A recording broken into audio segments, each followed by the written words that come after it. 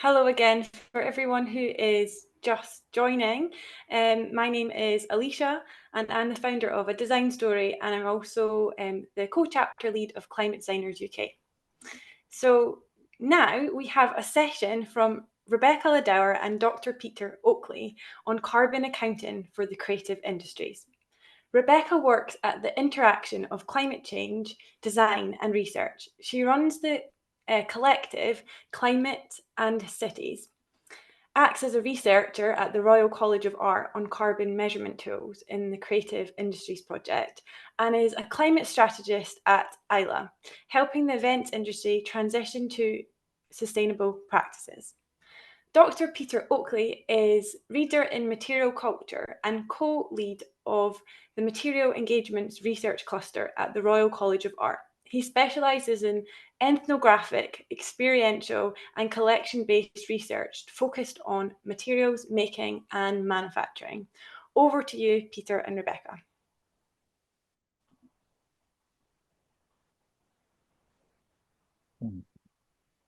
Right, thanks very much, everybody. Rebecca and I will be doing this as a double act. So I'll be doing the initial presentation. Rebecca's actually looking at the chat that's on the Design Council site. So if you want to ask her a direct question during the presentation, you can, and we'll both be taking the questions at the end. So very quickly, that's the title of the event, and off we go. So this project, the material, the presentation was built around the findings of the carbon measurement in the Creative Industries project. And the web page for this is on the RCA's website if you want to find more information. The project team consisted of myself, Rebecca and Georgina, who you can see up there now. And we were funded through the Arts and Humanities Research Council to undertake the work. Which consisted of creating a wonderful database, which is a very useful resource, but also we spoke to, and more importantly, listened to creative industry practitioners and other sector associates to get their viewpoints on what was happening in the sector and what the key issues were. So I'd like to start by talking about the way we conceptualized carbon footprint calculation tools, the technical elements of the system, because this threw up a number of things which are important if you're either a user or a creator. So there's the two sides to it, the activity data, and then there's the conversion factors. These come together to make the analysis, and then the reporting drops out the bottom. Another way of looking at this is in terms of the agents involved. So you have the reporting companies, you have the institutions that provide data sets, and then in the center, you've got the tool providers. And then you've got this multiplicity of outputs. And one of the key things that anybody who's working in carbon accounting has to cope with is the fact that you've got these different needs and priorities that turn up. So as well as corporate reporting, the outputs from the tools are used as decision making. So you immediately got a tension that sits inside that sort of system. And of course, we've also had the rise of wider public reporting. And then you've got this tension about people wanting to look as if they've done well or they've developed their practice, combined with the fact of how do you actually then identify things which are less good, need more development. Exposing that becomes problematic. I'm not picking on the Arts Council. They've just got a very nice infographic that we thought would be useful here. The other aspect is you get a sort of leakage, so that some of the things that are created, some of the results that are created for one purpose start getting used for another. And particularly you can see this in marketing situations, that people start fixating on particular figures and then using that as part of an ISP. So this is one of the situations in terms of the fashion industry where things get broken down to the original to an individual product, and then you get the accounting is fixed against that product.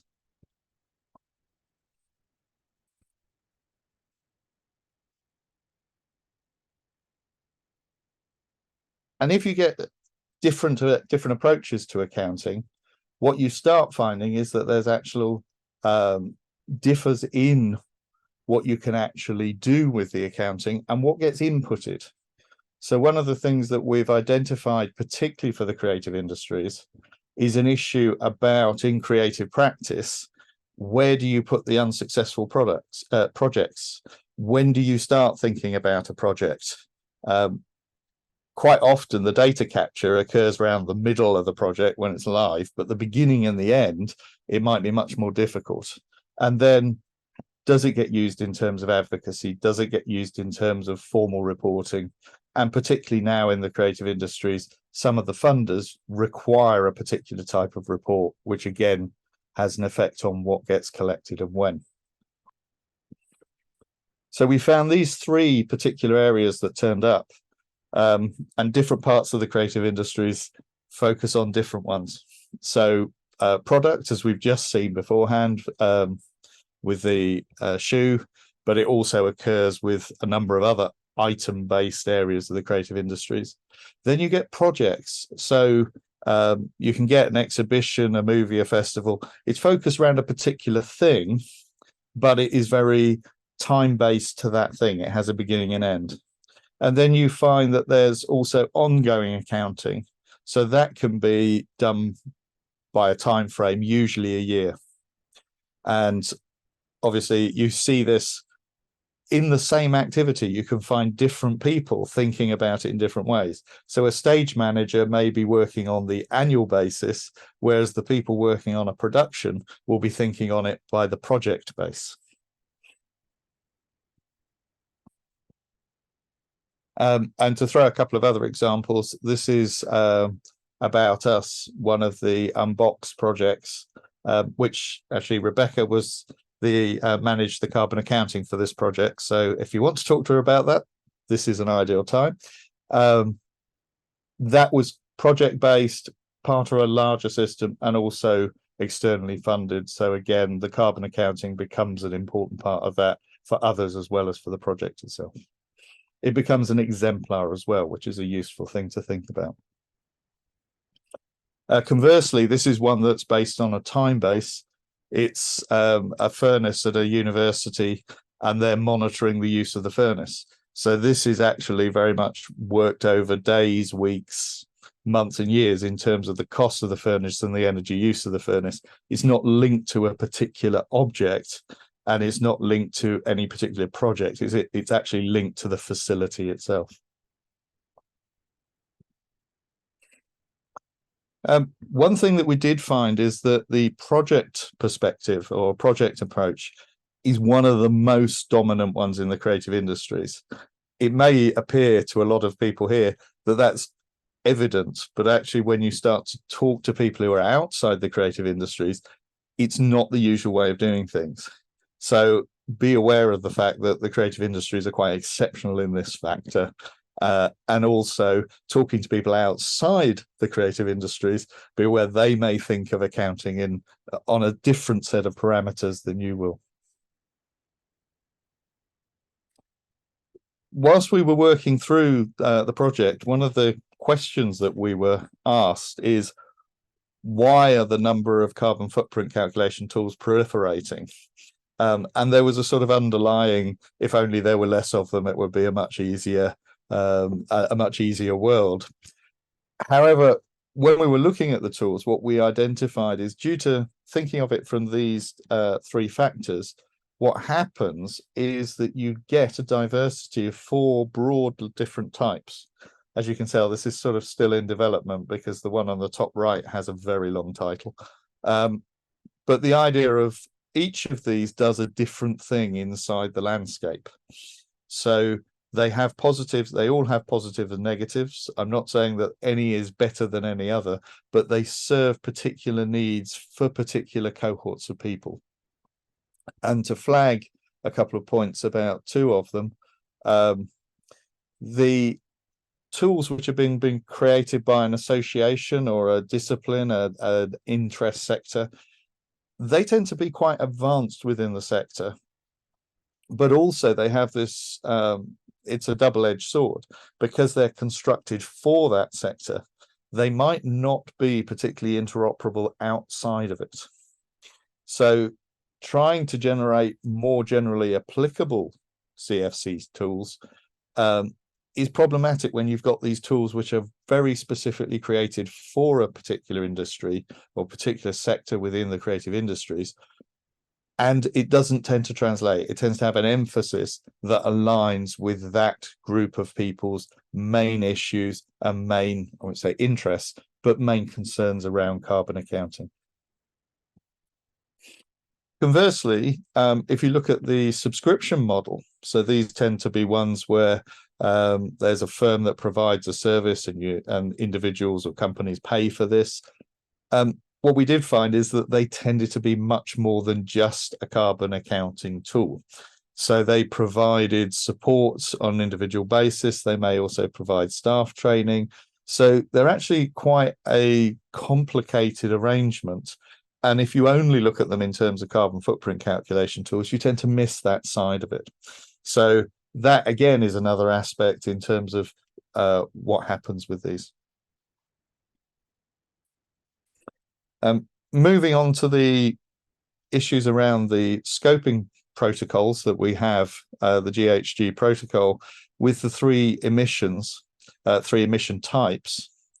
Of course, I would expect that almost everybody here has a clear understanding of what these are, but it is important to flag the fact that Scope 1 and Scope 2 are relatively contained and easier to identify. Scope 3 covers a huge amount of upstream and downstream activity, and this isn't necessarily understood by a lot of consumers or a lot of audiences. The fact that it's called 1, 2, and 3 can make them seem as if they're comparable when they definitely aren't. And there's also the fact that Scope 1 and Scope 2 are mandatory for reporting. Scope 3 is voluntary. So people can make statements such as they're carbon neutral. They're carbon neutral in terms of 1 and 2, but not carbon neutral in terms of some of these wider aspects.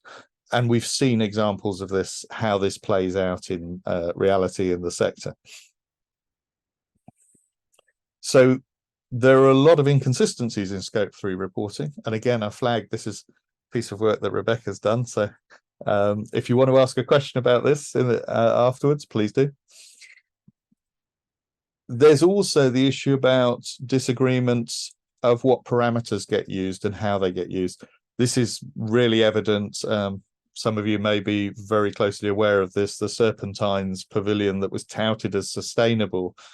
The sustainability credentials were questioned by other architectural firms, and this led to quite a public row about whether it should really be called sustainable or not. A lot of this hinged on what you chose to include or exclude when you were defining the net zero nature of the pavilion.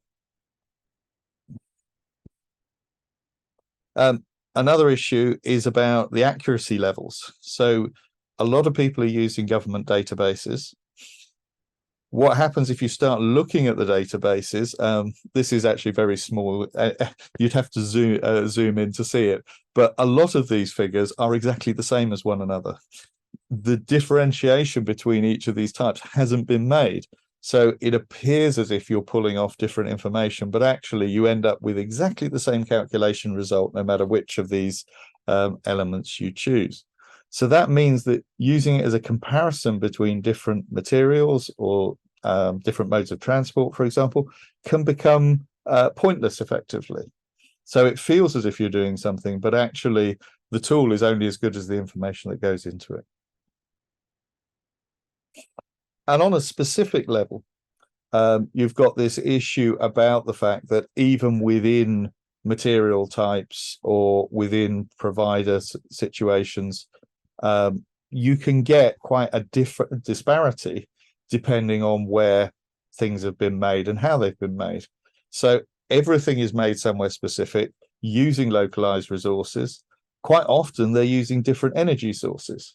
And that embedded carbon inside the particular material that's being used, whether it's something for a stage set, quick shout out for tomorrow's presentation, or whether that's a brick inside an architectural structure. It could be carbon neutral. It could actually be quite excessively profligate in use of carbon. And quite often the systems will have only one for brick or only one for wood. Another one, which again is also being, I hope will be addressed later on by other presenters, is about digital equipment. So many companies across the creative industries use digital technologies now. It's a critical part overall, but in terms of, as you can see here, the distribution covers a number of things, including networks and data centers, which are quite remote and difficult to get information about. And I think the next slide, yes, is a quote from the report. When you start looking at processes and practices, you may find that it isn't digitally orientated. However, if you're running a business in the UK, you have to have digital equipment to do the basic business management. So this is going to affect everybody in the creative industries to some extent or another. I'm almost at the conclusion now. One of the things we identified in terms of looking at the literature search is there was a lot of talk about carbon literacy, but there was far less talk about the training that will get the literate population that we need to be able to develop good strategies and good practice. And on top of that, there's the fact that most of the people in the workforce have gone through their formal education in a world where there wasn't this sort of emphasis on carbon accounting. So the slack, if you want to call it that, is taken up by continuing professional development, standalone courses, and on-the-job training. And that's a very important thing to recognize, that actually, how do you access these type of things, and is it equitable across the area? Is it only large companies that can provide this? So SMEs, there may be more problems in terms of developing this sort of expertise. And with the creative industries having an enormous number of SMEs and small organizations and not-for-profits, these again are issues that we need to address. So I'll finish with two things looking forward that we've identified that are happening. One of them is about interoperability between systems. So this is identified as an issue, and there have been particular calls, including the carbon call, about trying to make the systems more interoperable. One thing we did notice is amongst the diversity of systems, there was a lot of use of the same databases, and particularly government databases. Rebecca can talk a bit more about that if anyone is interested or has a particular question to ask. The other one is about tool hybridity. So the expectation and demand is there to have tools that cover other areas, not just being carbon accounting tools. And this has a couple of features in it. Sometimes these things conflict with one another. So the reporting itself becomes more complicated as an activity. Are you supporting carbon emissions? Are you supporting biodiversity? At some points they align, at some points they don't necessarily do so. And with that, this brings me to the end of the presentation. Thanks very much for listening. And I hope we've got one or two people who might have one or two questions for either myself, Rebecca, or both of us. And we await with interest.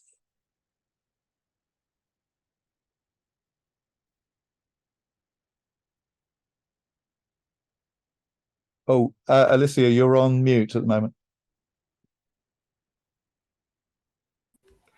Thank you very much, Peter. Thank you so much for that comprehensive guide to carbon accounting tools across the creative industries.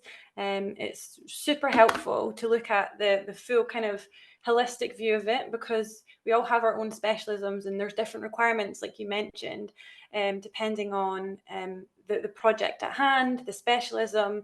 Also thinking about how you mentioned the different stages at which point to look at carbon calculations. And I think the really kind of interesting aspect that you mentioned at the end for me was looking at it beyond solely carbon and looking at biodiversity and other factors as well, so to create a more kind of full, complete view of the sustainability of the project. So thank you very much for that. That was fantastic. So now I'll pull out some questions from the chat, and I also have a few myself.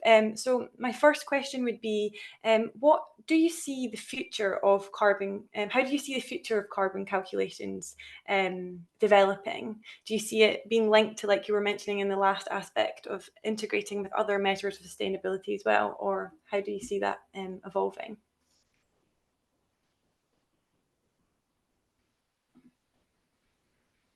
Oh, Peter, now you're on mute. What what are we like? That's a bit live. And then I was going to say, Rebecca, do you want to, as you're at the cutting edge of this at the moment, do you want to put a comment in there specifically? I think it's carbon is directly linked to global warming, so I don't see it going away. I think the innovation in that field has been well established. The current challenge of it is implementation in the short, medium term. In the long term, biodiversity and carbon will align, I think, is where I see it going.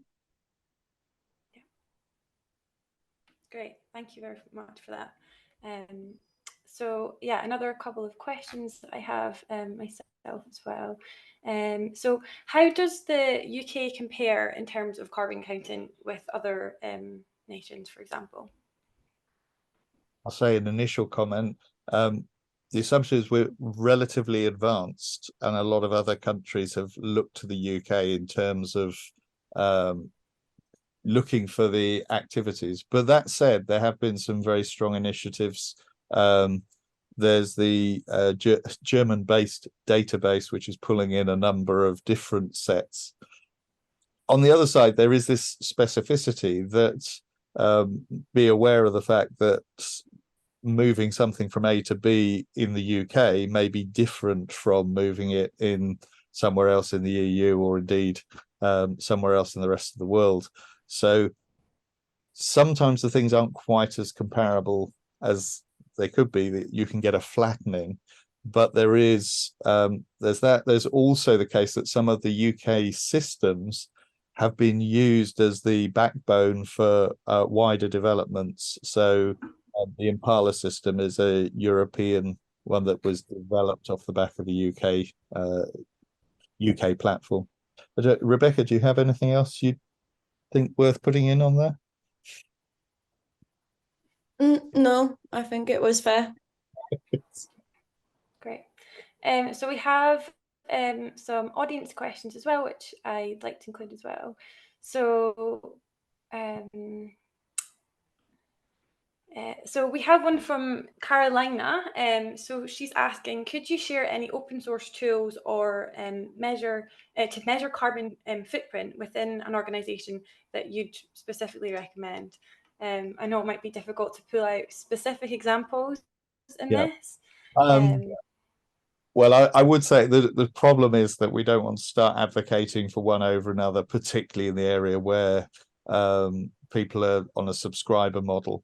But I would say, depending on which sector you're in, there are some very advanced association developments. Those in the film sector will know about the Albert certification, and everyone else may well have seen the little footprint in the bottom left of the corner. But that's partially because the film and television sector have been really advanced in terms of putting that together as a program and making it available for people who are working within that industry. It is variable across different sectors, so it might well be a case of dropping us an email afterwards and asking if for the sector that they're working in, whether that's what might be the most appropriate or something to look at. But I certainly won't. I can't say one over another. I don't think that's really fair. It also very much depends on what you want to use the tool for. So no tool does everything equally well. Absolutely. Thank you very much for that, Peter. Yeah, so there might be an opportunity to reach out in the theme of collaboration and ask further questions for your specific industry and requirements. So we have a question from Gaurav, and they're saying that it was a great presentation, and thanking you both. And they're also asking, they're saying that this could be overwhelming for SMEs. How do you suggest that they go about it? Right. That I think we're aware that that's one of the key issues. When we were talking with the CIC, they're aware that associations for different areas that are members of the CIC have flagged this as an issue for their own sectors as well. On a small way, we're actually doing some pilot studies, or I'm just involved with some pilot studies with different SMEs about their specific needs, and we'll be publishing reports based on what's happening with them. But that's work that's ongoing at the moment. I think it's about connecting with associations, but I think also a bit of looking on people's websites about who works with particular tools and what they need. SMEs don't need to report in the same way as large companies, but of course, in terms of being able to try and make a difference, it's always useful to identify the hotspots that you have, the things that are generating the most carbon emissions, to try and reduce those. Do you think, is there anything else, Rebecca, that you think would be a useful direct way to point these people around SMEs? Well, I think it does involve time to research and to learn. So it depends on the favored way of learning. But all carbon footprint tools follow the GHG protocol. So being aware of the GHG protocol is a good place to start. And then obviously the database you mentioned, Peter, that regroups as a government database together. It is called Climatic, and that is an open source data where you can learn by doing mistakes and then discussing with other people to find out. Yes, I think would be helpful. Yeah, that sounds really beautiful, to kind of share learnings as well, to kind of behind the scenes, that kind of collaboration aspect of talking about things which didn't work or things which were specifically did work in terms of accounting. Sounds really fascinating. So thank you so much. So we're now at time, but I just want to thank you again for a great presentation and for answering the questions. I know that this will have given so much value to our online audience and myself included. So thank you very much for that.